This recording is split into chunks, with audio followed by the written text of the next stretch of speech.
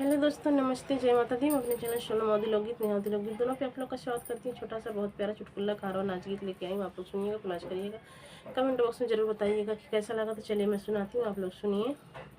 ने भूले वही के डारे राजा मोरे अंगने में, ने भूले वही के डारे राजा मोरे अंगने में, मोरे पछा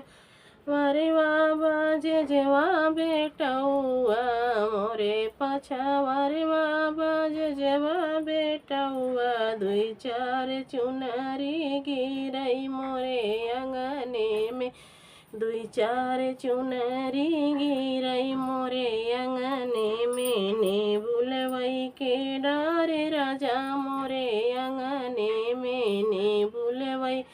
के डारे राजा मोरे अंगने में, ने बुलवई के डारे राजा मोरे अंगने में, मोरे पछवारे वा दरजियवा बेटौना, मोरे पछवारे वा दरजियवा बेटौना, दुई चार चोली गिरई राजा मोरे अंगने में, दुई चार चोली गिरई राजा मोरे अंगने में, ने बुलवई के डारे राजा मोरे अंगने में, ने बुलवई के डारे राजा मोरे अंगने में, मोरे पिछवारे वा हेलवैया बेटौना, मोरे पिछवारे वा हेलवैया बेटौना, दुई चार बरफी गिरई मोरे अंगने में, दुई चार बरफी राजा गिरई अंगने में, ने बुलवई के डारे राजा मोरे अंगने में,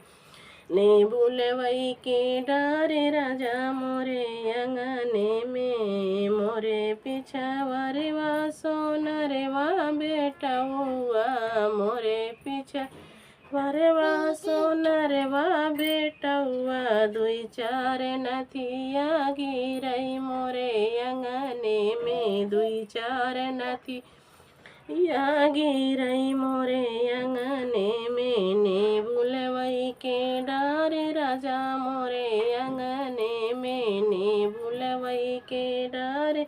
राजा मोरे अंगने में, मोरे पछवारे वा मालियावा बेटौआ, मोरे पिछवारे वा मालियावा बेटौआ, दुई चार गजरा गिरई मोरे अंगने में, दुई चार गजरा राजा गिरई अंगने में, ने बुलवई के डारे राजा मोरे अंगने में, सो पड़िए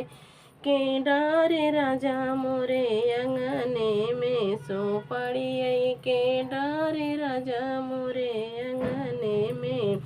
मोरे पछवारवा हो कहरा बेटौआ, मोरे पिछवारवा हो कहरा बेटौआ, दुई चार गगरी गिरई मोरे अंगने में, दुई चार गगरी गिरई